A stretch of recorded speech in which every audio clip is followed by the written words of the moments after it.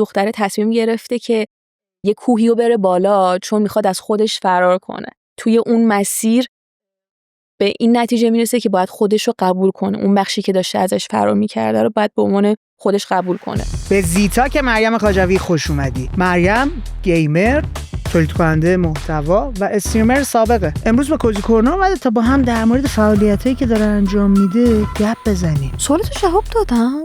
ببینیم بازی کردن چه چیزهایی رو براش داشته که بهت قدرت اینو میده که میتونی کاراکترهای دیگر رو کنترل کنی. چه فرصت‌هایی رو براش ایجاد کرده. خواستم که صدای منو بشنوه. چرا یک آدم باید از 5-6 سالگی تا امروز که 23 سالش هست اهل بازی‌های کامپیوتری باشه؟ چون انگار داری واقعا تجربهش میکنی. دلیل اصلی ورودش به حوزه تولید محتوا چی بوده؟ دیگه واقعا مخاطب حوصله خوندنم کمتر داره. با توجه به اینکه دامنه مخاطب 250,000 نفری داره، تأثیر مخاطب بر روی فعالیتاش چی بوده؟ که آیا با کاراکتر من جوره یا نه؟ چه احساساتی رو درش ایجاد کرده؟ دیگه مثل قبل ذوق زده نمیشم.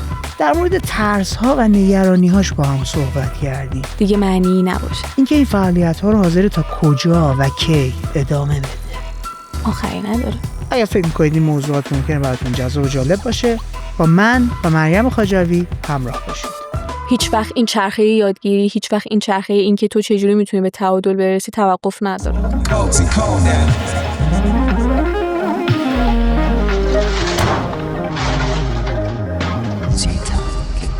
قبل اینکه بخوایم بریم سراغ گفتگو اصلی من و مریم، یادآور میشم ما یک هدف 5 ساله برای تبدیل شدن به یه پادکست بین‌المللی رو برای خودمون قرار دادیم. 1 سالش گذشته و 4 سال باقی مونده. تو این مدت کمک کنید ما کامیونیتیمون رو بزرگتر کنیم تا بتونیم بریم سراغ مهمون‌های غیر فارسی زبان خودمون. بریم ببینیم با مریم در مورد چه چیزایی صحبت کردیم. بعد از اون میبینم مرسی حسین، ممنونم که دعوتم کردی. واقعا خوشحالم که اینجا. من هم خوشحالم. دمت گرم که اومدی.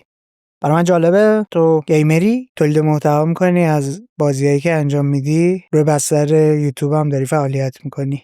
گیم چی داره برات؟ گیم چی داره برام؟ برای اینکه اینو تعریف کنم خیلی باید عقب برم آخه. دست منو بگی ببر با خودت. میتونم بگم که گیم واسه من از اونجای شکل گرفت که خب من یه گوشه‌ای توی یه حومه شهر سیرجان بودم و اونجا تفریح‌های زیادی واسه انجام دادن نبود، جز حالا یه سری تفریح‌های فیزیکی زیادی داشتم، مثلا از درخت دیگه بالا میرفتم، از دیوار دیگه بالا میرفتم و آثارش همینجوری مونده اینور اونور. ولی خب جدا از این یه تفریح دیگه‌ای هم که خیلی بهم کمک میکرد که بتونم به اون تنهایی غلبه کنم، گیم بود. منو میبرد توی دنیای دیگه و خب این موند باهام. هر بازی یه چیزی بهم میداد. میخواست بازی داستانی باشه با اون داستانی که به من میگفت. اصلا حالا قبل از این که من بفهمم که داستان داره چی میگه، چون به هر حال انگلیسی بود دیگه، خیلی کمکم کرد که یاد بگیرم زبان انگلیسیو، جوری که بتونم مثلا به یه لول خوبی برسم بدون اینکه یه بارم کلاس برم.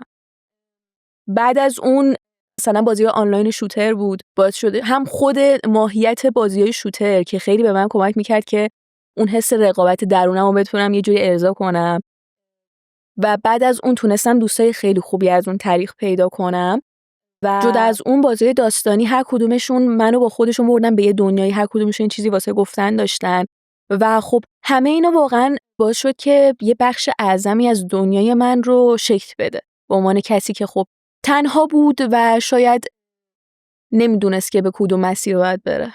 از چند سالگی داری بازی میکنی؟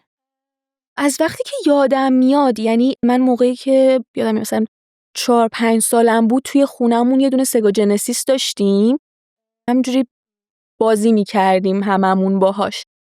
بعد از اون رفت یه دونه پی سی هم همونجا بود که حالا خواهرام باش کارهای دانشگاهشون رو انجام میدادن. بعد منم دیگه کم کم رفتم روی پی سی و حالا مثلا گیم‌های مختلفو میزدم و آره از اون موقع. یعنی از بچگی کامل یه بخشی از روتین روزمرت بوده و آره. داشتی بازی میکردی. الان خودت رو به عنوان گیمر حرفه‌ای میدونی یا بیشتر خودت رو تولید کننده محتوا میدونی؟ بستگی داره تعریف از گیمر حرفه‌ای چی باشه. من تو ایران فکر نکنم اون تعریف پرو گیمری که خارج از ایرانه که تو تیمی باشه، باشگاه باشه، میدونی منظورم چیه دیگه؟ فکر نکنم داشته باشیم اون مدلی. یا داریم؟ ببین داریم افرادی که به صورت حرفه‌ای بازی میکنن، حالا یا استریم میکنن و خیلی توی استریمشون مثلا واقعا پرو پلیرن، یا اینکه توی اسپورت هستن، ورزش‌های الکترونیک. من کلا یه ویژگی که دارم این بودش که درسته که یه سری وقتا خیلی قفلی زدم روی یه بازی، ولی یه ویژگی که دارم اینه که خیلی پخش و پلامن همیشه و توی زندگیم هم خیلی جنرالیستم. الان مثلا من خب چند تا کار مختلف دارم همزمان انجام میدم که هیچ کدومشون هیچ ربطی به هم ندارن و توی گیمم این صدق میکنه. یه مدت مثلا خیلی هوس شوتر میکنم، یه مدت خیلی دوست دارم داستانی بازی کنم، یه مدت دوست دارم که بازی مستقل و ایندی کوچولو تجربه بکنم. هی ژانرش فرق میکنه. بیشتر از این که بگم گیمر حرفه‌ایم، بعد بگم که گیمر کنجکاویم و مطالعه دارم در مورد گیم و حالا این کنارش بازیایی که بخوامم تجربه میکنم. تو رو از تنهایی داشته میکشیده بیرون، میبرده وارد دنیای جدید میکرده. آره. این وارد شدن به دنیای جدید چه جذابیتی داشته برات که امروز به عنوان زن 23-4 ساله هنوز داری ادامش میدی از 5-6 سالگی؟ خب وقتی توی شرایطی قرار میگیری که مثلا زیاد تفریح‌های زیادی واسه انجام دادن نیست و یهو یه جایی رو کشف می‌کنی که بهت قدرت اینو میده که میتونی کاراکترهای دیگر رو کنترل کنی و یهو حس اینو داری که یه سری چیزا دست منه، من میتونم کنترل کنم شرایطو.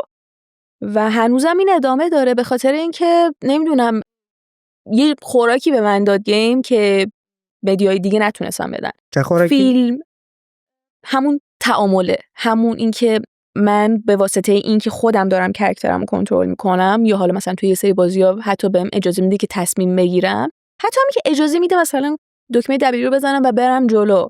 این حس تعامله، اینکه منم بخشی از اون داستانم. آیا گیم کمک میکنه تو خودت رو بیشتر بشناسی؟ نمیدونم منظورت دقیقاً چیه.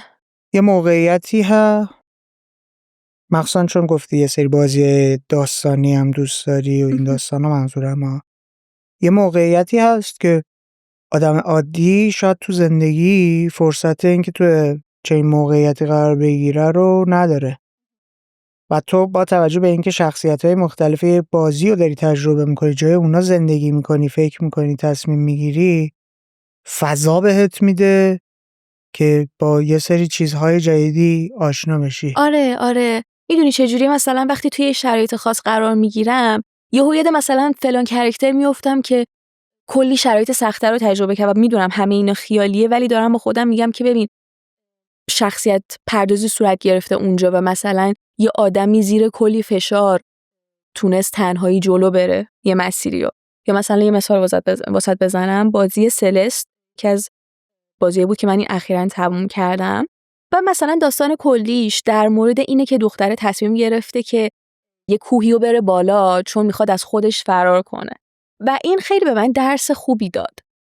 نهایتاً به خاطر اینکه حالا توی اون مسیر به این نتیجه میرسه که باید خودش رو قبول کنه، اون بخشی که داشته ازش فرار میکرده رو باید به عنوان خودش قبول کنه، دارک ساید خودش، در واقع اون بخش تاریک خودش. و خب خیلی به من کمک کرد که بتونم خیلی بیشتر ارتباط بگیرم با بخشای دیگه وجود خودم. و خب میدونی چون داری از همه حسات یه جوری کمک میگیری واسه اینکه اون گیم رو تجربه کنی، شاید حتی بیشتر توی ذهنت بمونه تا وقتی که داری فقط کتاب میخونی و یه سری کلمه‌ها رو میبینی. البته که من خودم کتابم خیلی میخونم، ولی خب دارم میگم که مثلا یه همچین حالتی داره چون انگار داری واقعا تجربهش میکنی. پس میشه حساب کرد از این جنس که گیم بازی کردن هم یک جورایی تجربه زیسته داره به آدم میده. این مشابه همون تجربه‌ای که کتاب خوندنه، فیلم دیدنه، سفر رفتنه، با آدم‌های مختلف خاطره ساختن داره به تو اضافه میکنه. آره. میشه اینطوری گفت؟ آره. البته خیلی بستگی به بازیش داره. یه سری بازی‌ها خب یه جور دیگه، یه خوراکی دیگه بهت میدن. مثلا یه صحبتی که من همیشه با دوستام دارم اینه که ما به واسطه گیمر بودنمون خیلی عکس العمل بالاتری داریم. یه چیزی داره میفته سریع میگیریمش، یا توی رانندگی سریعتر واکنش نشون میدیم. این بخشای فیزیکی ماجراست. یا اینکه حتی بتونی از طریق این علاقه مشترکه افرادی شبیه خودت پیدا کنی و اجتماعی تر بشی. یه نکته جالبی که داشتی گفتی تو فضایی که بود ما سرگرمی نداشتیم، حالا این داشت، این گیم بازی کردنه داشت هم من رو سرگرم میکرد، هم کمک میکرد از تنهایی در بیام، وارد یک سری دنیاهای جدیدی بشم و دوستان جدیدی پیدا کنم. دوستان جدید منظورت چیه؟ از همین جنسه که داری میگی الان که کمک میکنه با یه سری آدمای جدید آشنا بشی و اینا، با کسایی که اونها هم دارن گیم بازی میکنن منظورته، یا با بچه‌هایی که آنلاین دارن گیم بازی میکنن؟ این منظورت چیه؟ اینو میتونی باز کنی برام؟ توی بازی آنلاین پیش میاد که مثلا تصادفی با یه پلیر ایرانی برخورد بکنی و مثلا همینجوری میرین با هم بازی میکنین، اون خودش چند تا دوست داره، بعد یهو میبینین زیاد شدین و همتون دارین با هم بازی میکنین. خب چجوری با هم ارتباط میگیرید؟ گیم چت هست و خود پلتفرم‌ها یه سری فضایی فراهم میکنن واسه این قضیه. مثلا توی پلی استیشن و ایکس باکس یه سری پارتی ها هست که میری اونجا و همتون میتونین وایس چت داشته باشین. توی پی سی هم از طریق مثلا دیسکورد و مثلا حتی گوگل میت بعضی وقتا که دیسکورد جواب نمیده راحت این فضا به وجود میاد. و من مثلا یه سری دوستایی دارم که تا حالا ندیدمشون ولی 7-8 سال با هم دوستیم و از طریق گیم با هم آشنا شدیم. فیزیکی ندیدیشون نه. ولی اونطوری ارتباط داشتی. آره.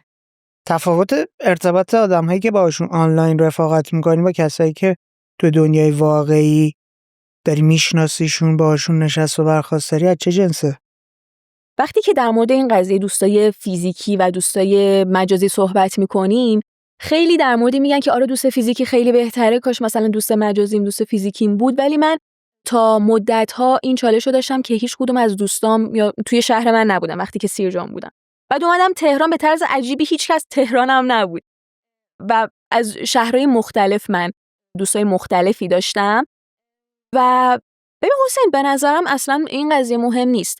تو همین که بدونی یه چیز مشترک داری که با یه نفر در موردش صحبت کنی، حتی اگه اون طرفو هیچ وقت ندیده باشی، ارزششو داره. ببین من اصلا کاری به این که بهتر یا بدتر نیست، نه تفاوتش رو میخوام ببینم چه جوریه. چون تو وقتی مثلا با دوستای تو دنیای واقعی در موردشون حرف میزنی، مرور میکنی، تو خب میری به اونا بیرون، نشست و برخاست داری، تماس فیزیکی حتی داری، حالت بد باشه، مریض باشی، کنارت خواهم بود. ولی مثلا دوستای مجازی آدم چطوری مثلا میتونه آدمو حمایت عاطفی کنن؟ اصلا میشه؟ نمیشه؟ چه جوریه؟ این چیزا برای من جذاب جدی بدونم. به اون حد نمیرسه. برای من حداقل نبوده. من همیشه یه فاصله‌ای داشتم از همشون. منظورم از لحاظ مکانی نیست، کلاً از لحاظ ارتباطی. و اینجوری نبوده که من بخوام مثلا به ساپورت احساسی نیاز داشته باشم از سمت هیچ کدوم. و برای من توی یه لول بودن. و به نسبت میتونم بگم حتی خیلی وقتا دوستای مجازی بیشتر بودن. چون همین که یه نفر باشه که باهاش صحبت کنی کافیه. توی فضای فیزیکی بیشتر خودم واسه خودم اون شرایطو مهیا کردم و واسه همین توی یه لول بودن واسه. جالبه. تولید محتوا کجای قصه اضافه شد؟ تولید محتوا از اونجایی اضافه شد که من همینجوری مثلا فکر کنم سال 2017 اینا بود. بعد من اون سال خب خیلی دیگه آنلاین بازی می‌کردم، یه اینترنت خیلی بهتر گرفته بودم و آنلاین بازی می‌کردم با دوستای مختلفم و اونجا واقعا تازه شروع شده بود، حداقل تا جایی که من یادم توی دنیای من حداقل، که افراد مختلف می اومدن تجربه‌های گیمینگشون رو به اشتراک می‌ذاشتن و من همیشه خیلی دلم می‌خواست که میتونستم افراد بیشتری رو از این طریق پیدا کنم. حالا به واسطه اینکه مثلا وقتی یه چیزی رو تجربه می‌کردم دوست داشتم که بقیه هم ببینن، دوست داشتم که ببینم چقدر افراد دیگه شبیه من هستن و میتونم باشون ارتباط بگیرم. یعنی همون بخش منزوی که حالا داشتم خودش خیلی باعث شده که کنجکاوتر بشم نسبت به آدمای بیرون و همین شدش که دوست داشتم صحبت کنم در مورد اون گیمایی که تجربه میکنم. دوست داشتم که بتونم ارتباط بگیرم. سمت کانتنت کریشن یا نه صاف نتونستم بپرم. اون موقعی که این داستان مثلا حسن توی ذهن من شروع کرده بود به شکل گرفتن، من هنوز توی دبیرستان بودم، اوایل دبیرستان بودم و خب اون موقع اینجوری بودن خانواده که بشین درستو بخون، حالا کنارش اینم ادامه بده. هیچ وقت محدودیتی نبود سر گیم زدنم، ولی خب جدی بودن سر اینکه درستو بخون دیگه. چون به هر حال من 4 تا خواهر بزرگتر از خودم داشتم و اونا همشون مثلا نمونه رفته بودن مدرسه هاشون، همشون فوق لیسانسشون رو گرفته بودن و خب به این واسطه منم باید این کار رو انجام میدادم. اینجوری شدش که من تا کنکور رفتم و سال کنکور واقعا سال استرس‌زایی بود واسه من. یکی از بدترین اتفاقایی که میتونه واسه آدم بیفته توی سال کنکور اینه که انقدر شدت استرست زیاد باشه که نتونی اصلا سمت درس بری. خیلی واقعا عجیبه که ذهن خودش بزرگترین مانع خودش میشه و در حدی شده بود که من واقعا نمیتونستم هیچ کاری بکنم و توی این مدت بیشتر از هر زمان دیگه ای من گیم زدم. ولی خب آرومت میکنه؟ آره، باعث میشد فرار کنم از اون استرس شدیدی که داشتم تجربه میکردم. خیلی استرس زیادی بود، هم بین بچه‌ها توی مدرسه، حالا توی فضای خانواده‌ام اینجوری بود. منو مقایسه نمی‌کردم با کسی چون اصلا کسی نبود دیگه اون موقع. من کوچیک‌ترین نوه 2 تا خاندانم. ولی استرسش زیاد بود. سال کنکور گذشت و حالا من زبانم حالا به واسطه گیم خوب شده بود و کنکور زبان دادم و رتبه‌ام جوری شد که میتونستم تهرانو بیارم. انگار مثلا توی ذهنم شکل داده بودم که میخوام چیکار کنم. انگار وقتی که اولین بار یادمه که به من گفتن که نه تو نمیتونی الان استریم کنی، نمیتونی بری سمت گیمینگ و درستو بخون، برو دانشگاه. خانواده؟ آره. خیلی برای من سخت بود قبولش و منم اینجوری نبودم که اوکی من راه خودم رو پیدا میکنم. ناخودآگاه دیدم دارم این کار رو انجام میدم.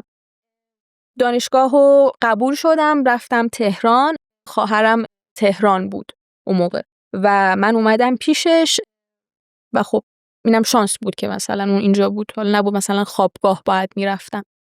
بعد یه مدت که گذشت هدف من این بودش که بتونم خودم پول در بیارم، اولا که وابسته نباشم چون کلا قبلش از اون استریم کردن و اینا چیزی آیدی داشتی، ورودی داشتی یا نه؟ اصلا نتونستم برم سمتش چون سیستمشو نداشتم، تجهیزات و قطعاتشو و سرمایه‌شو نداشتم.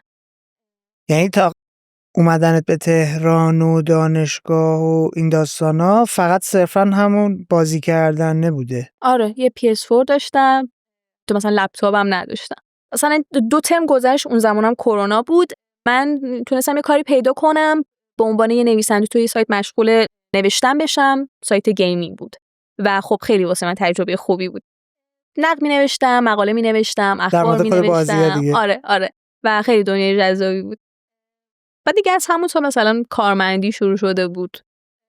ولی من تمرکز کامل داشتم، می‌خواستم نهایتاً بتونم یه فضایی واسه خودم درست کنم. ولی خب سخت بود واقعا، یعنی حس می‌کنم هی داره سخت‌تر و سخت‌تر میشه واسه جوونا که بتونن فارغ از یه پشتوانه اون چیزایی که میخوان، در واقع ساده ترین نیازاشون که مثلا شامل غذا، مسکن و حالا یه وسیله حمل و نقل میشه رو تهیه بکنن.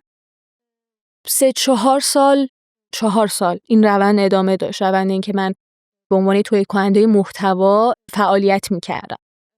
وارد کامیونیتی شده بودم یه جورایی و خب وقتی که مثلا 2 ترم از دانشگاهم گذشت دیدم نمیتونم همزمان دوتاشو با هم جلو ببرم، انصراف دادم زمین این که رشته‌ام هم دوست نداشتم. ادبیات چینی بود و کارو ادامه دادم، ولی همیشه اون حسرت دانشگاه مونده بود روی دلم و خب الان مثلا دوباره کنکور دادم امسال و دارم دوباره میرم دانشگاه. استریم و کانتنت درست کردن که اضافه شد؟ اردیبهشت پارسال بود که من بالاخره تونستم اون تجهیزاتی که میخوام همشو بخرم که بتونم کم کم شروع کنم. چرا استارت زدی؟ من تو گیمتو مگه نداشتی هنوز تو اون دوران؟ گیمو چرا، ولی مثلا وبکم نداشتم، پی سی که چون مثلا واسه این که تو تولید محتوا بخوای بکنی. خب نه میدونم، میخوام بدونم که چرا اصلا به این فکر میکنی باید فلان تجهیزاتو بگیرم که تولید محتوا هم بکنم. یه کوچولو کمالگرایی شاید، یه کوچولو که نه خیلی کمالگرایی. تازه خیلی خودمو کنترل کردم با مگه گیمه بهت لذت نمیداد؟ چرا؟ از اون مگه کاری هم که انجام میدادی دوست نداشتی؟ نوشتن در مورد گیما و تولید محتوای متنی در موردشون. آره. چرا باید سویچ میکردی سمت محتوای ویدئویی؟ ویدیویی خیلی بهتر میتونی انتقال بدی اون چیزی که میخوای. و من چه چیزی رو می‌خواستی انتقال بدی؟ هر چیزی که داری میگی و من به واسطه اینکه حالا مثلا تجربه اجرام داشتم جلوی دوربین و انگار اون شده بود علاقه اصلیم. چی داشت برات؟ یادت هست؟ خشکی کمتری داشت نسبت به نوشتن. بازش کن که بفهمم منظور چیه. چجوری بگم؟ میفهمم کامل چی میگی یا ولی میخوام ببینم تو دنبال چی بودی؟ چه چیزی قبلکت داشته میداده؟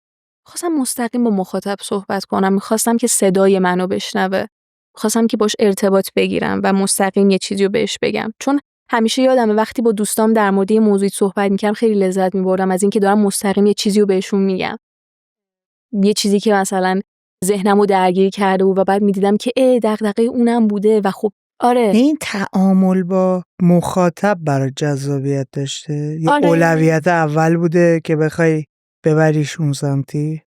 ببین خب الان ما توی دوره هم هستیم که محتوای ویدیویی هی داره رشد میکنه و به عنوان محتوای اصلی تبدیل میشه و خب دیگه واقعا مخاطب حوصله خوندنم کمتر داره دیگه. این ارتباط داشتن با مخاطب چه چیزیش جذابیت داشت برای تو؟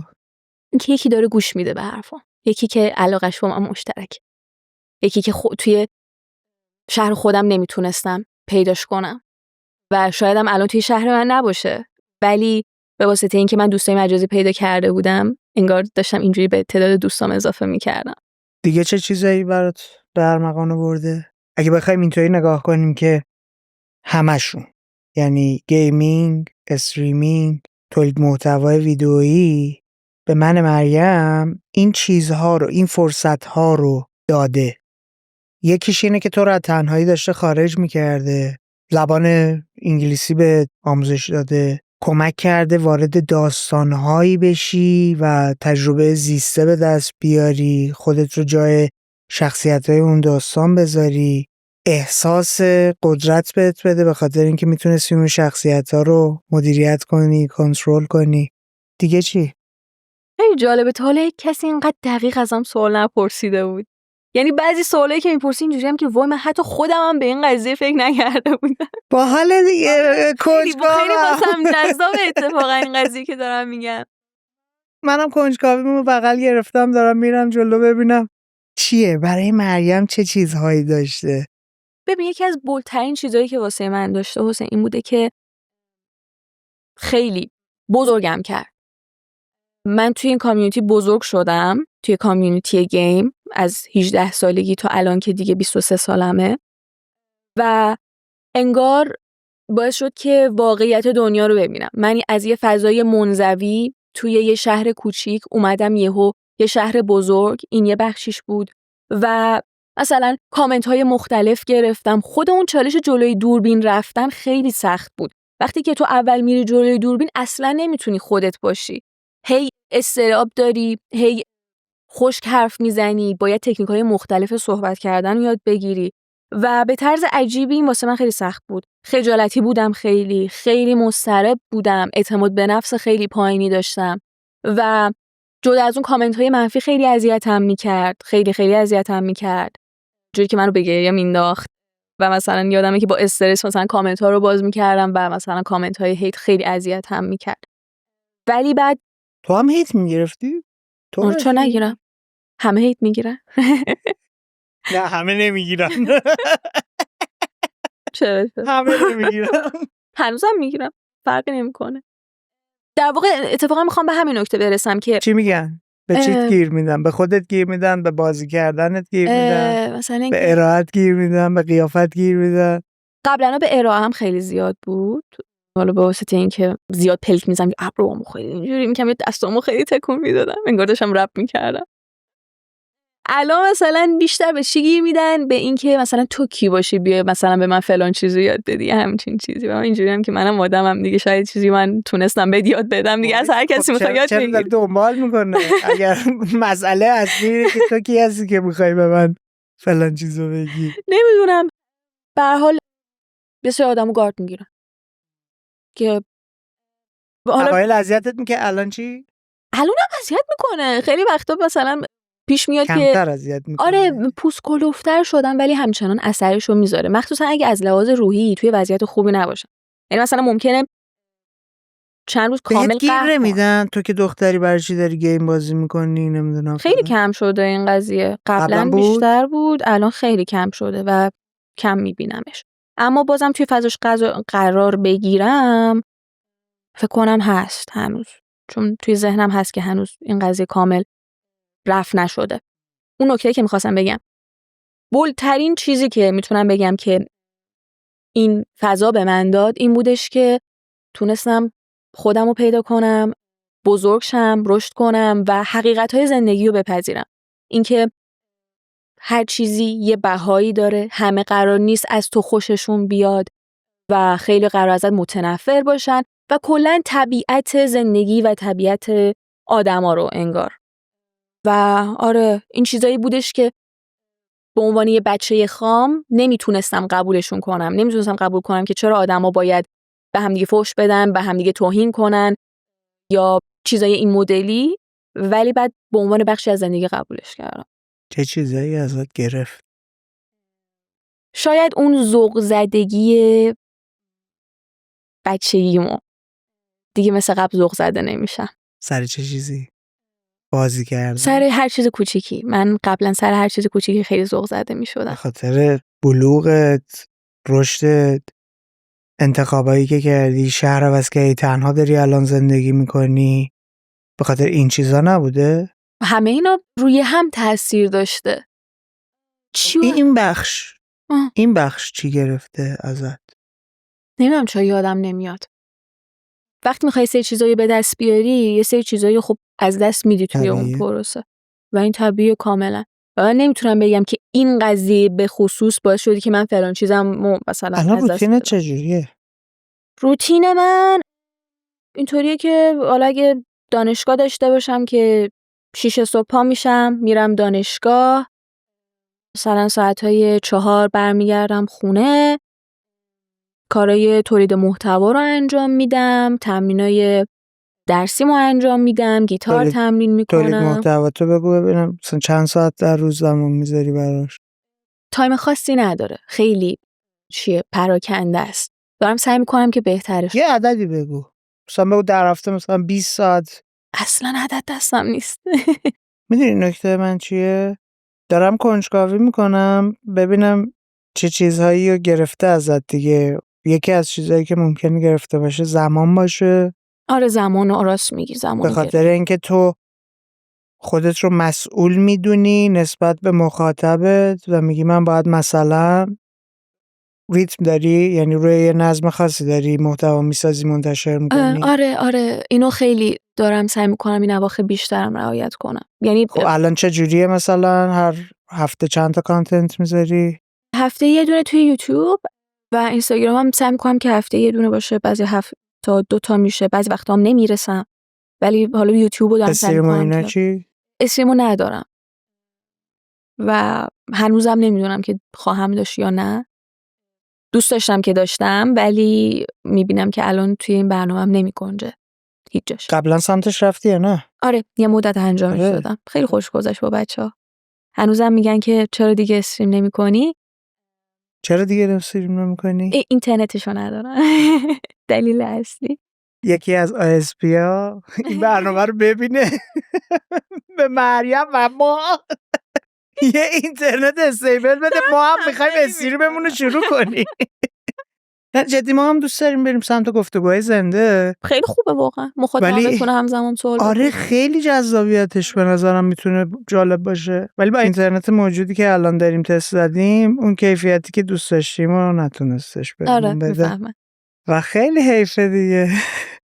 گوش بدید، هر کی میبینه میشنوه دستش تو کاره به فکر باشه. خب پس الان چیزی به ذهنت نمیرسه که مستقیم ازت گرفته شده باشه یا از دست داده باشی؟ چیزی ازم نگرفته ولی میتونم بگم چی داده، یه استرس بیشتر بهم داده. من کلا همیشه آدم استرسی بودم. آرامش ازت گرفته دیگه. آره آرامش گرفته. آخه قبلا هم آرامش نداشتم. همیشه من از اون آدماییم که آرامش رو از خودم میگیرم. کلا مضطربی یعنی؟ آره یکی از بدیای این که تو ایدای زیادی توی ذهنته اینه که وقتی دیگه خیلی ذهنت پرواز میکنه و به جاهایی میری که دیگه واقعا اذیت میشی، اوورثینک زیاد میکنی و این بهت استراب بیشتری میده. حالا این اومده توی قالب این قرار گرفته که من باید به همه کارام همزمان برسم و چون دارم همزمان هم موسیقی رو جلو میبرم، هم درس رو جلو میبرم، هم کار رو جلو میبرم، 3 تا دنیای مختلفن و سویچ کردن از هر دنیا به یه دنیای دیگه یه انرژی عجیبی از من میگیره. باید کامل سویچ کنی به خاطر اینکه آدماش فرق دارن، فضاش فرق داره، یکیش کامل خشکه، یکیش خلاقیت میخواد، یکیش تمرین میخواد، هر کدومشون ویژگی‌های خاص خودشونو دارن و مثلا دارم اثرش رو میبینم روی خودم. اگه قبلا فقط اضطراب از این بودش که من امتحانم چه نمره‌ای میگیرم، الان از چند جای مختلفه یا حتی همکاریایی که با افراد دیگه دارم و این به موقع رسیدن همه چی، اینا خیلی اضطراب زیادی بهم میده. لحاظ اقتصادی چی؟ به عنوان یه کار داری بهش نگاه میکنی یا فعلا سرگرمیه؟ از بعد سرگرمی دیگه فقط بعد سرگرمی نیست، کار و سرگرمیه. چون هنوز وقتایی که مثلا خودم دارم ستاپ میکنم که ویدیومو بگیرم یا وقتایی که دارم ایده پردازی میکنم خیلی خیلی خوشحالم. عجبت؟ از اینکه دارم خلق میکنم یه چیزیو، هرچند کوچیک، هرچند نه چندان فوق‌العاده، ولی خب دارم این کار رو انجام میدم. اون ایده‌ای که داره مغزمو شبا میخوره و نمیذاره بخوابم و دارم عملیش میکنم و زندش میکنم. قبلش از چه جنسی بود تجربه که الان این مدلیه؟ یعنی چی؟ قبلا هم بازی میکردی دیگه. آره. ولی ثبت و ضبطش نمیکردی. نه. محتوا ازش نمیساختی. تفاوت این دوتا چیه؟ توی ذهنم میموند انگار. بعد مثلا یه چیز جالبی البته من اون زمانم این کارو میکردم، مثلا گیم پلی میذاشتم. گیم پلیامو توی اینستاگرامم میذاشتم. اون افرادی که حالا میشناختنم مثلا میومدم میدیدم. یا ادیت میزدم از ویدیو گیم خودم. اونم خیلی حال میده.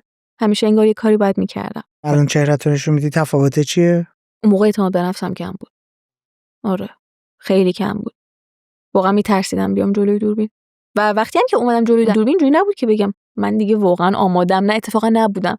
یادم اولین باری که میخواستم برم تمرین ضبط 24 ساعت قبلش نتونستم چیزی بخورم از شدت استرس. و خیلی تجربه ترسناکی بود. حالا که الان بهش فکر میکنم خنده داره واقعا واسم، ولی هر موقع که مثلا با تجربه جدیدی روبرو میشم که قبلا نداشتم، باز اون حالت میاد سراغم. تو الان وقتی میخوای بری سمت این که یه محتوا تولید کنی، مغزت سیمکشیاش چجوری داره کار میکنه؟ چون یه اشاره کردی از شب قبلش مثلا بهش فکر میکنم، ایده پردازی میکنم. فرایند خاصی برای خودت داری؟ فرایند اصلی موقع خواب اتفاق میفته. اون موقع انگار جنب و جوش روزمره رو ندارم دیگه، چون من مدام دارم یه کاری میکنم. یعنی تا حالا نتونستم مدیتیشن انجام بدم چون اصلا نمیتونم اینجا آروم قرار داشته باشم. خیلی ADHD سنگینی دارم. ولی آخر شب که دیگه مجبورم بخوابم، اون موقع تازه ایده ها میاد. هی پشت سر هم هی فکر میکنم، ایده رو سریع یادداشت میکنم. مثلا یه نوت دارم، این عالمه ایده هست که هنوز خیلیاشو نتونستم اجرایی بکنم. یا خیلی وقتا مثلا میرم تو فکر، مثلا یه چیزی رو ممکنه توی محیط ببینم. از مکالمه‌ام خیلی ایده میگیرم. مکالمه‌ای که با حتی افرادی که هیچ دوستام که مثلا هیچ کدوم ارتباطی ندارن شاید با گیم، دغدغه‌هاشون، چیزایی که توی ذهنشونه. الان اگه بخوای به این سوال جواب بدی که چه چیزی برات داره که انقدر اشتیاق در تو ایجاد میکنه که میگی مشتاقانه وقتی دارم ستاپ میکنم حالا مثلا دگرگونه، متفاوته، میگی چه چیزی داره برات این تولید محتوا؟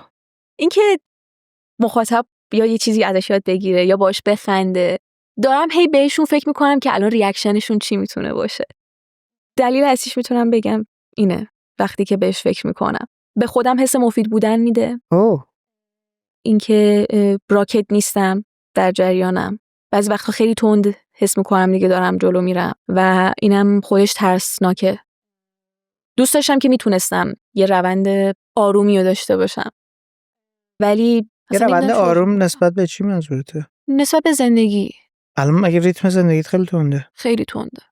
چرا؟ چیش تنده؟ چون همزمان هم موسیقی رو داری پیش میبری، هم درس رو پیش میبری، هم کارو. آره. از این بابت میگی؟ ببین مثلا یه روزم این میگی مثلا متمرکزتر اگر میبود بهتر بود؟ من خودم رو میشناسم و میدونم که نمیتونم فقط روی یه چیز متمرکز باشم، چون قبلا تجربهش رو داشتم. ولی اینم باز مثلا معایب خودشو داره، یعنی هر کدوم معایب خاص خودشو داره. من خودم مثلا یه جنرالیست میدونم بیشتر تا یه اسپشیالیست. اسپشیالیست دیگه دقیق توی چیزی خیلی دقیق میشن، جزئیات ریزشو میدونن و میدونی اونا کسایی ان که شاید بتونن یه چیز جدید به وجود بیارن. مخالفه. صبر کن الان بهت میگم. از این لحاظ که یه مثال واسط بزنم، فردی که آشپزه دیگه همه اجزا رو میشناسه و میتونه انقدر درگیر هر روزمره با یه چیزی که مثلا میتونه یه چیز جدید به وجود بیاره. مثلا من همیشه فکر می‌کنم که قرمه سبزی چجوری به وجود اومد، نهایتا مردم چجوری به این نتیجه رسیدن که قرمه سبزی باید به وجود بیاد. آیا ذره ذره اضافه شد بهش، یا اینکه نه همون اول یکی گفت من این ترکیبو میزنم و قرمه سبزی رو به وجود میارم. تا یه مدت اینو فکر می‌کردم که فقط افرادی که اسپشیالیستن میتونن این کارو انجام بدن، ولی بعد به این نتیجه رسیدم که نه، اتفاقا تو وقتی جنرالیست باشی و نسبت به موضوعات مختلف آگاهی داشته باشی میتونی المان‌های مختلف رو با هم ترکیب بکنی و به این ترتیب چیزی به وجود بیاری که اصلا وجود نداشته شاید. و اینم نکته مثبت این قضیه است. برگردیم به این که حالا من چرا حس می‌کنم که خیلی سرعت زیادیه. ببین با اینکه نکات مثبت خودشو داره، من بعضی وقتا واقعا به نقطه برن‌اوت خیلی سنگینی میرسم. اینم از ضعف خودمه که نمیتونم درست منیج کنم تایم‌های استراحتمو و اصلا تایم واسه استراحت در نظر نمیگیرم و همین باعث میشه که یهو جایی توقف کنم که دیگه واقعا از لحاظ فیزیکی و از لحاظ روانی هیچ کششی ندارم. این نقطه بدشه. مثلا من روز پنجشنبه ساعت 6 صبح پا شدم رفتم دانشگاه، استاد واسمون کلاس گذاشته بود، همون خاطریه که گفتم از در دانشگاه پریدم اونورم همینجا برمیگرده. بعد از اون رفتم یه ایونت، یه جایی دعوت بودم رفتم ایونت، بعد از اون یه جایی ضبط داشتم رفتم به اونجا رسیدم و بعد شب رفتم یه کنسرتی که خیلی، چون من علاقه دارم به موسیقی راک، رفتم و کلی اونجا لذت بردم. این مثلا با اینکه بخش استراحت ماجرا بود، ولی خب اینکه تو از 6 صبح تا 12 شب بیرون باشی خودش انرژی زیادی میگیره ازت. یعنی با اینکه خیلی خوش گذشت و خیلی بهم حال داد، من تقریبا هر روزم همینطوریه و خب این یکم فشار میاره بهم که حالا الان توی چالش اینم که بتونم مدیریتش کنم دیگه. به هر حال هی دارم یاد میگیرم و اتفاقا خوشحالم از این قضیه که هیچ وقت این چرخه یادگیری، هیچ وقت این چرخه این که تو چجوری میتونی به تعادل برسی توقف نداره. تو الان دامنه مخاطب چجوریه؟ در مجموع چه تعداد مخاطب داری؟ سن و سالی؟ نه چه سن و سالیه؟ تقریبا 2000 تا توی یوتیوب و توی اینستاگرام هم 179,000 تا. رنج سنی یعنی بخوایم بگیم مثلا نزدیک 220,000 تا. تلگرام هم فعالیت داری؟ آره تلگرام 2 تا جا، یه دونه چنل موسیقیه، یه دونه هم یه حالت چنل دیلیه که توش چیزای رندوم میذارم. 250,000 تا مخاطب داریم. مشترک بگیریم خیلیاشونو دیگه. کاری نداریم، همینطوری عددی داریم میگیم. تو توی این 250,000 تا مخاطبی که داری، گروه اصلی مخاطبینت چه سن و سالیه؟ بچهای جنزی حدود بین 13 تا 24 رنج اصلیشه. اصلیشم بین 18 تا 24. فکر می‌کنی برای چی دارن تو رو دنبال میکنن؟ من همیشه سعی کردم که کانتنت همو به یه سمتی ببرم که بقیه هم بتونن باشه ارتباط برقرار کنن. یعنی مثلا میام دغدغه‌ای که اونا دارن و مثلا در موردش یه ویدیو میسازم و برای همین حس میکنم که خوشحالن که میبینن که یه نفر دیگه همچین دغدغه‌ای داره، یه نفر دیگه مثلا داره فلان کارو میکنه، انگار دارن خودشونو میبینن. میدونم همچین حسی بوده که این روزای شلوغ از 6 صبح تا 12 شب به واسطه اون اشتیاق و علاقه و فشاری که مخاطب میاره برای اینکه محتوای بیشتری از تو ببینه، بشنوه، بات ارتباط روزمره داشته باشه، این ریتمو داره یا نه مخاطبیش تأثیر روی این مدل فعالیت و زندگی تو نداره؟ ببین خب همش که تولید محتوا نیست. یه بخشش دانشگاه، یه بخشی کاری شخصی خودمه. خب باشه، میدونی منظورم چیه؟ فعالیت رو میبری بالا، چون اشاره داشتی که ورودی داره بهت میده، دائم باعث میشه که تکراری نشی، یاد بگیری، پیش بری، رشد کنی. خب این اشتیاقه، فهم کنی چون یه مخاطبی داری در تو در این حد، یا اگر این مخاطبه رو اصلا نداشتی هم سبک زندگیت همین مدلی میشد. میتونی تفکیکش کنی، میتونی بهش فکر کنی. آره حس میکنم مخاطبا بخش زیادی به عنوان یه نیروی محرک هستن برام، چون به هر حال خیلی وقتا تو کم میاری و نیاز داری به این که یه نفر بهت انرژی بده. این مشوقه، یعنی مخاطبه مشوقه، یعنی خیلی وقتا آره. چه جاله. چرا نه؟ به خاطر اینکه با اکثر بچه‌ها صحبت میکردیم، مخاطبه صادقانه که بهش برخورد میکردن، یعنی عمیق‌تر که میشدن، میدن بیشتر از این که تشویق کننده باشه فشار داره بهشون میاد، استرس براشون ایجاد میکنه، چون توقع داره که باید تو براش مثلا محتوا تولید کنی، چون دوست داره اون محتوایی رو درست کنی که اون داره بهت میگه، اون ازت میخواد. و بر من جالب بود که تو اولین چیزی که گفتی خب خیلی مشوق خوبیه.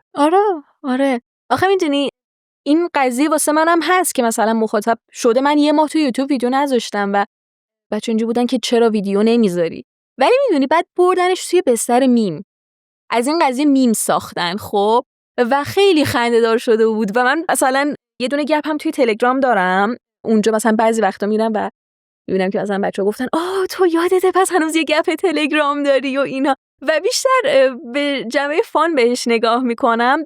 شده وقتایی که مثلا استرسم زیاده سر اینکه به موقع محتوا رو برسونم، ولی دیدم واقعا استرس زیادیه اینجوری، و حالا مخاطبم به چشم فان میبینه دیگه، بهش بره تا موقع بقیه توی کننده محتوا نگاه کنه تا منم ویدیومو بذارم.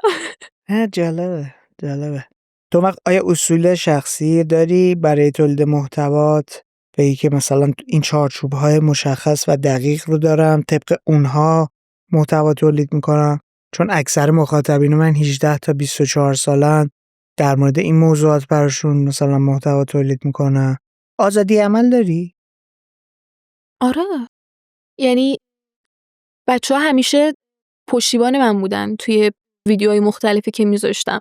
مثلا من گیم پلی میذارم، مخاطب خاص خودشو داره. بعضی وقتا میشینم با بچه‌ها جلوی دوربین صحبت میکنم، از تجربه هام میگم، در مورد کنکور باشون صحبت کردم، در مورد مدیریت زمانشون باهاشون صحبت کردم، یعنی اینام گذاشتم بین ویدیوهام و حس کردم که میتونه بهشون کمک کنه. پیاماشون رو میبینم و دغدغه‌هاشون میبینم که چیزایی که خودم داشتم و آرزو میکردم که کاش وقتی بچه تر بودم یه نفر اینا رو به من میگفت و واسه همین اینا رو واسه شون میسازم. و خب میدونید میخوام که محتوام حداقل اگه چیزی بهشون اضافه نمیکنه وقتی از اون ویدیو میان بیرون بگن که اوکی خندیدم حداقل باهاش، یا تایم خوبی رو سپری کردم. خیلی این کامنتاشون که مثلا میگن مرسی مریم که بهم اینو یاد دادی، یا اینو نمیدونستم، یا مثلا معمولا هم جمعه ویدیو یوتیوب میذارم، مثلا جمعه دلگیری بود ویدیو گذاشتی خیلی خوشحال شدم، همینا کلی واسم ارزش داره. و خط قرمزم اینه که نهایتاً یه چیزی باشه دیگه، فقط نخوام که به هر طریقی دیگه ویو بگیرم. یه چیز مفیدی برای مخاطب وجود داشته باشه درش. آره. فکر میکنی؟ نه تو مگه اینجوری میکنی؟ نه یه این سر آوردم بالا دیدم مریم. فکر میکنی مخاطب برای چی داری تو دنبال میکنه؟ شاید یه بخشش کنجکاوی باشه، چون برای من تجربه‌ای توی رسانه‌های مختلف گیم داشتم، بخوام بدونن که من مثلا چه جوری این کارو انجام دادم. یه بخشش شاید به خاطر کاراکترم. کاراکتر چه جوریه؟ کاراکترم یه آدمیه که نمیدونم وای نمیتونم خودم رو توصیف. یکی که در عین این که درونگراست به وقتش میتونه که بخندونه، شاید به وقتش. البته من واقعا کار طنزم اونقدر قوی نیست و بیشتر جوکای بیمزه میگم، ولی نمیدونم وای چقدر سوال سختیه. شبیه جلسه تراپی میمونه. این خوبه یا بده شبیه جلسه تراپی میمونه؟ خوبه و بده. اینکه مثلا آدم میگه ای وای من 20 خورده سال دارم با خودم زندگی میکنم و هنوز نمیتونم خودم توی چند تا جمله بگنجونم. آره اینو بیشتر حس میکنم شاید مخاطب باید بگه. مخاطب میگه به ما الان نمیخوای بگی اشکال نداره، ولی اگه این مخاطب اینو نداشتی این کار رو ادامه میدادی؟ جواب بده تا بهت بگم چرا این سوالو میپرسم. ببین نمیشه نداشت. یعنی همیشه تو هر چی هم که اون بیرون بذاری به آدمه میرسه. شاید به همه اون آدمایی که هدفت نرسه ولی به یه سریشون میرسه. عدد اینجا مهم نیست. عدد اصلا مسئله نی. تو صحبتات یه نکته جالبی رو گفتی. تشنگی که برای تولید محتوا داری به خاطر اینه که کمک میکنه با یک دامنه وسیع از آدم‌ها تعامل داشته باشی، ارتباط برقرار کنی، براشون حرف بزنی، دیده بشی، اونا بیان واکنش نشون بدن، سوال بپرسن، رفت و برگشت اتفاق بیفته. از این بابت دارم میگم. این تعامل نبود چی؟ صرفا فقط میمدی همینطوری منتشر میکردی؟ نه همیشه آدم باید ببینه که چی واسه بهتر کردن وجود داره و همیشه یه چیزی واسه بهتر کردن وجود داره. بهتر کردن چی؟ هر چیزی توی مثلا اگه تو داری یه محتوای ویدیویی میذاری بشی مثلا ببین که خب چی رو من میتونم بهتر انجام بدم. بقیه تولید کننده محتوا رو ببین، الهام بگیر ازشون. کپی مستقیم نکن، الهام بگیر. مثلا ببین یه نور صورتی اینجاست، باحال میشه واسه فضا استفاده بشه. همین که مستقیم چشتو ببندی و بگی فقط باید ثبات داشته باشم، اصلا اهمیت نمیدم که میگن دوربینت فلانه، اصلا واسه مهم نیست که این کانتنت قدیمی شده و دیگه جواب نمیده. همینجوری مستقیم بری خب هوشمندانه نیست. تو باید مخاطب رو بشناسی، پلتفرم رو بشناسی، ترندا رو بشناسی و اینا رو وقتی میری سمتش میشناسی به تو دیکته نمیکنه چه محتوایی رو بسازی؟ همیشه سعی میکنم شخصی سازیش کنم. چرا؟ به خاطر اینکه بقیه بیرون مارکت داره بهت میگه الان بیا در مورد اسکوید گیم کانتنت بساز. خب تو اصلا اسکوید گیم دوست نداری. نمیسازم. چرا؟ به خاطر اینکه ویو تعامل گول بخور. من بیشتر چک میکنم که آیا با کاراکتر من جوره یا نه. مثلا اینجوری که سریال رو دیدم تمام شد رفت، یه بخشایی هم فقط توی زندگی شخصی خودمه دیگه، یعنی اصلا نمیارمشون بالا. کاری پس خیلی نداری بیرون چی میخوان ازت، کار خودتون میکنی. سعی میکنم. آره همیشه یه عقیده‌ای که داشتم این بوده که سعی کن خودت بعضی وقتا ترند بسازی و مثلا یادم 2 بار این کار رو کردم. یعنی مثلا یه بارش که اصلا استارت اینستاگرامم از اینجا خورد. آهنگ رپ گاد امینم یه قسمتی داره که خب خیلی دیگه تند حرف میزنه و خیلی اصلا فکر کنم یه رکورد داره 170 کلمه رو تو یه دقیقه داره میگه. یه چیز عجیب غریبیه. و من همیشه این روی ذهنم بود که باید این کار رو انجام بدم و یه روز بعد اینکه کارم تمام شد دورکار بودم، گفتم بیا تمرینش کنیم و مثلا چند روزی تمرین کردم. بعد آخر ویدیوشو گرفتم. بعد اولین ویدیویی اینستاگرامم بود که اونقدر ویو خورد. میلیونی شد؟ نه فکر کنم 600k رسید نهایتا. و حالا مثلا بخش زیادی از اکسپلور اومده بودم مثلا اینجوری بودن که آره امینم تنظیم بازار رو نمیدونم امینم مناطق محروم و اینا. ولی همینش جالب بود واسم که یه همچین حالتی به وجود اومد و اصلا اون موقع خبری نبود جایی. بعد از اون مثلا افراد دیگه شروع کردن این کار رو انجام دادم و اینجوری بودم که ایول من این کار یه جریانی من رو انداختم. آره و اونجا انگار یه کوچولو جرقه زد تو ذهنم که من شاید بتونم یه کاری انجام بدم با این قضیه. و مثلا در نمیدونم چند درصد 70% مواقع چیزایی که خودم تجربه کردم یا چیزایی که توی صحبت‌های بقیه دیدم، مثلا اون یه دونه ویدیو گذاشتم توی اینستاگرامم و یوتیوبم اینکه چجوری دهنگشی تایپ کنین. بچه‌ها همیشه ازم سوال می‌پرسن. من قبلا مثلا ازش ویدیو می‌ذاشتم همینجوری و تصمیم گرفتم که می‌خوام دهنگشی تایپ کنم. و یعنی خودت بر خودت یه سری چالش‌ها به وجود میاری برای اینکه خودت تجربه کنی؟ آره اتفاقا تایپ یه نقطه خیلی خوب واسه این قضیه بود. 2 سال پیش بود. خب من نویسندم بودم، یعنی مثلا سناریوی ویدیومو می‌نوشتم هم توی سایت هم واسه سناریوهای ویدیویی. قبلا به واسطه این که حالا زیاد تایپ می‌کردم سرعتم بالا بود، ولی می‌خواستم خوشگل باشه. بعد شروع کردم رفتم سرچ کردم توی گوگل و شروع کردم چیزیو. و یه پرانتز اینجا باز کنم، آدما خیلی وقتا میپرسن که چجوری این کارو شروع کنم. فقط گوگل کن، یعنی واقعا همین. نهایتا میرسی به اون جایی که میخوای، از این شاخه به اون شاخه، تا اینکه نهایتا برسی به اون چیزی که میخوای. خیلیا شروع نمیکنن یه کاری به خاطر اینکه میگن ما نمیدونیم چجوری شروعش کنیم. گوگل کن. الان دیگه هوش مصنوعی هم تازه اومده. برگردیم دوباره یه پله عقب. و همینجور رفتم توی سایت شروع کردم هر روز تمرین کردم و انگار بیشتر میدونی حسین، میخواستم به خودم ثابت کنم که من میتونم توی یه چیزی ثابت قدم باشم، چون قبل اون همش یه چیزایی شروع میکردم ول میکردم. اون زمان رشته‌مو ول کرده بودم، نمیدونم یادم نیست دیگه چه کارایی میکردم، ولی ولشون کرده بودم. بعد اینجوری بودم که من میخوام به خودم ثابت کنم که من ثابت قدمم. روزی شده بود حتی 20 دقیقه تمرین میکردم و بعد دیدم به یه سرعت خوبی رسیدم، هم توی فارسی هم انگلیسی. بعد دیگه مثلا همینجوری ازش به اشتراک میذاشتم، یه بچه‌ها میپرسیدن که چجوری این کارو کردی. بعد یه روز نهایتا تصمیم گرفتم که بالاخره ویدیوشو بسازم و استقبال کردم. تو الان بیش از 1.5 سال مستمر داری این کار رو انجام میدی، 17-18 ساله مستمر داری بازی میکنی. چرا هنوز داری ادامهش میدی؟ چه حسی رو در تو ایجاد میکنه که باعث میشه هنوز ادامهش بدی؟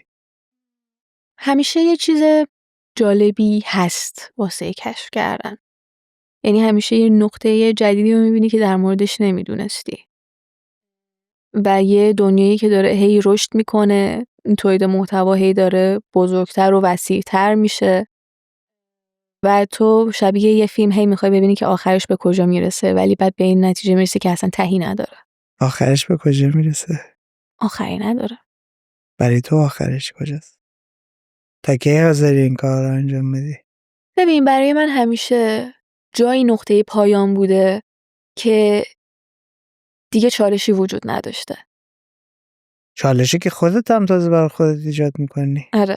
و اینکه ببینم دیگه چالشی هم نیست که خودم درست کنم واسه خودم. یعنی الان توی مسیر تولید محتوا میبینم هنوز خیلی چالش زیاده. اینکه خود تنهایی ستاپ تو بچینی هنوز با این چالش دارم. اینکه مثلا 2 ویدیو در هفته توی یوتیوب بذاری با این چالش دارم. اینکه چجوری بتونی تو زندگی دنبال چی؟ توی زندگی دنبال معنا و میدونم که این معنا رو نهایتا خودمون واسه خودمون درست میکنیم. از بیرون کسی بهمون معنایی نمیده. بعد ببینی به چرخی به چیزهای مختلف نوک بزنی تا ببینی آخر کدوم مغز تو تلنگر میزنه. احساس معنا بهت میده؟ آره. چه معنی؟ همون مفید بودنه میتونم بگم. اینکه اوکی من الان افتادم توی زندگی، نمیتونی که فقط پوچگرا باشی همش و بگی که هیچ معنی نداره. یه چیزی که خوشحالت کنه، ولی اون خوشحالی هم مثلا لحظه‌ای نباشه. یعنی میدونی این مسیر چیزی که به من یاد داد، من همیشه عجله داشتم به یه چیزی برسم، ولی بعد که مثلا به اون چیزی که دوست داشتم رسیدم، یهو واقعا شوک بهم وارد شد. اینجوری بودم که بعدش چی؟ الان چیکار کنم؟ و اونجا بود که یه پوچگرایی خیلی شدیدی اومد سراغم. ولی بعد شروع کردم کم کم خودم دوباره معنا اضافه کردن و سعی کردم که از مسیر لذت ببرم. دیگه خیلی عجله نداشتم که به یه چیزی برسم. سعی کردم که زندگی همونجوری که هست قبول کنم، بخشای مختلفشو. و آره، سوالتو جواب دادم؟ یه جورایی هم جواب دادی هم جواب ندادی. کدوم بخششو جواب دادم؟ مستقیم جواب ندادی، ولی من متوجه میشم که پشتش چیه، چون دارم تحلیل میکنم. آره. نمیدونم خوبه یا بده، ولی بچگی این مدلی بودم دیگه. یه بخش ازم اون تعامله داره به تو کمک میکنه، به خاطر اینکه همزمان با مخاطب خودت بری تجربه کنی، بری یاد بگیری. حتی چیزهایی که توی حالت عادی ممکن بود زیر بارش نری، به عنوان چالش هایی که داری حالا با مخاطب خودت قسمت میکنی وارد زندگی خودت کردی و با توجه به بازخوردی که داری از اونا میگیری داره کمک میکنه بهت که احساس معنا داشتن، احساس مفید بودن رو تجربه کنی و به دست بیاری. چیزی که برای من عجیبه و جالبه این نقطه پایان گذاشتن است که تو یه نقطه پایانی تو ذهنت داری براش ولی شفاف نی. یعنی این مدل نیستش که نقطه پایان اینجاست، میگی تا جایی که مثلا هیچ چالشی دیگه وجود نداشته باشه است نقطه پایانه، ولی از اون ور خودت آدمی هستی که کرم تجربه کردن داری، کرم تو چالش خودت رو انداختن داری. برای همین من داشتم به این فکر میکردم که ممکنه یک جور دیگه ای من ازت سوال بپرسم، مثل این که چه میدونم مثلا 30 سالگی خودت رو کجا تصور میکنی، چه جوری تصور میکنی، که ببینم تو اون اهدافی که برای خودت داری تو زندگی میسازی از چه جنسیه که بتونم عمیق‌تر بفهممت. نمیدونم اینو باور میکنی یا نه، ولی من هدف نمیچینم. یعنی مثلا اینجوری نیستم که بگم من برای 1 سال آیندهم این هدف رو دارم و بهش میخوام برسم، یا 5 سال آینده یا تا 30 سالگیم. فقط یه ایده کلی دارم. به چیه؟ ایده کلیم اینه که نمیخوام تا ابد این کار رو ادامه بدم، چون میدونم که یه جایی تموم میشه برام و میگی که تو خودت چالش میسازی واسه خودت تا یه جایی میتونم، از یه جایی به بعد دیگه واسم ملال آور میشه و دوست دارم چیزای جدید کشف کنم، چون همش دنبال معنام. تو چه حوزه‌ای؟ پیدا کردن علایقم پلن بی محسوب میشه برای وقتی که دیگه حس کنم که کافیه تولید محتوا. جالبه دیگه، دوباره برمیگردی سر همون نقطه که من با توجه به شخصیت تجربه گرایی که دارم، با توجه به آدمی جنرالیستی که هستم، دوست دارم دهان واحد توی حوزه‌های مختلف تجربه کنم. الانم با این که عنوان شغلی تو اینه که تولید کننده محتوایی، محل درآمدت، اقتصاد زندگیت از این زاویه است، ولی یه چیز موقت میدونیش تا جایگزین کنی با یک چیز جدیدی در آینده.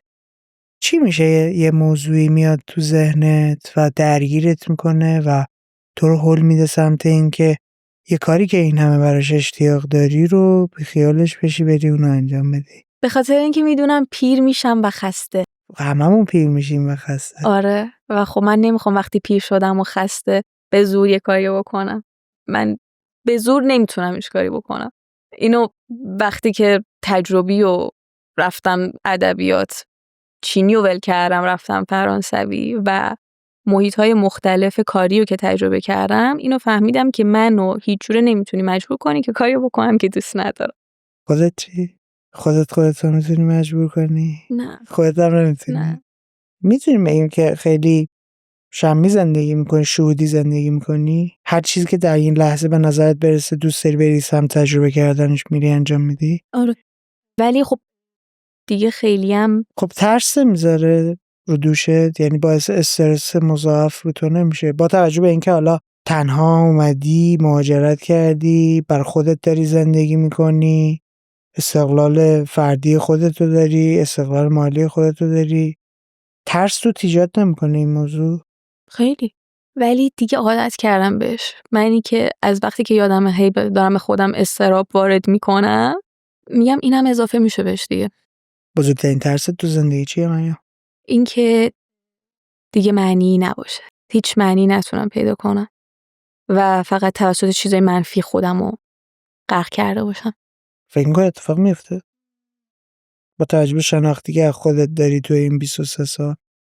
اتفاق میفته ولی موقتیه. خیلی وقتا تو شب دیگه هیچ معنایی توی یه چیزی پیدا نمی‌کنی، ولی صبح بیدار میشی و میبینی که دوباره اشتیاق زندگی داری. کی کجا چی شد که قید اون شغل نویسنده محتوات رو زدی؟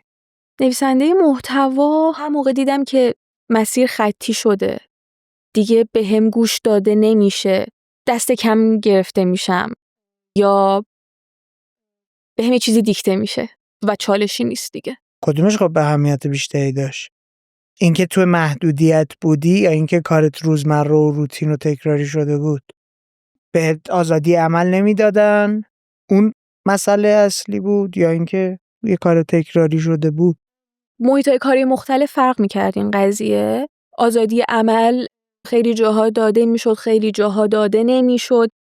و من اینو به صورت قطعی نمیتونم بگم که مثلا کجاها بوده کجاها نبوده.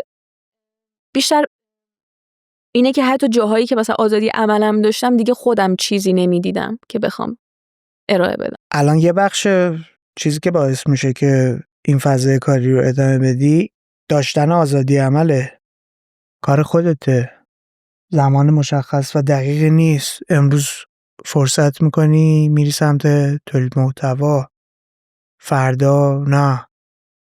فلان فستیوال رو رفتن، پنجشنبه پا میشم میام اینجا اجراها رو میرم، چه میدونم از ساعت 6 بعد از ظهر تا 10 شب میام 3 تا اجرا میرم. خوبی داری میگی. خب این آزادی عمله رو اینجا هم داری.